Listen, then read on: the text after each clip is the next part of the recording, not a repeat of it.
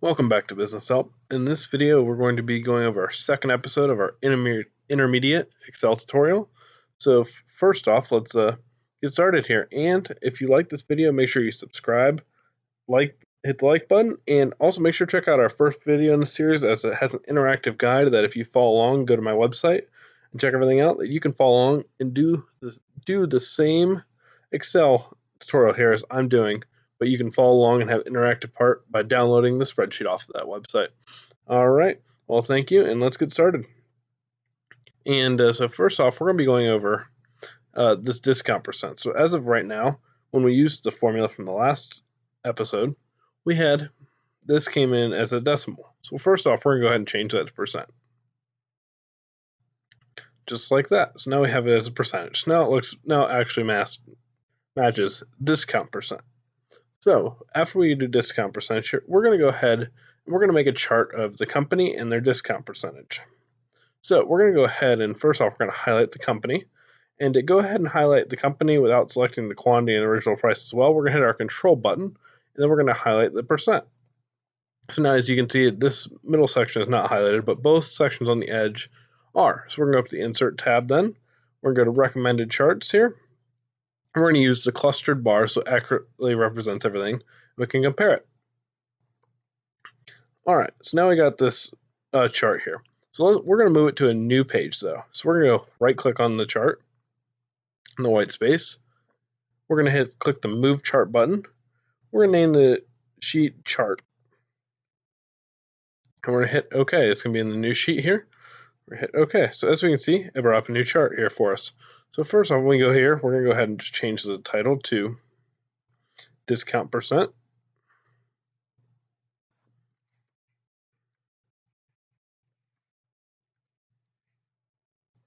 All right, now that we got that done, now we're going to format this chart. Let's go ahead and figure out which design we want. Let's go with this one right here. We're going to go ahead and change it to the theme here. Go to the page layout, theme. Let's go to the faucet. Hopefully it changes. Yep. All right.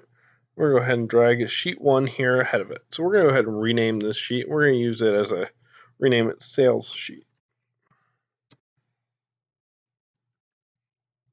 All right.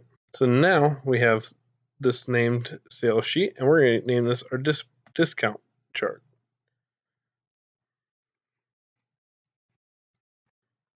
All right, so now we got this chart. As you can see, it displays all of the percentages for each company.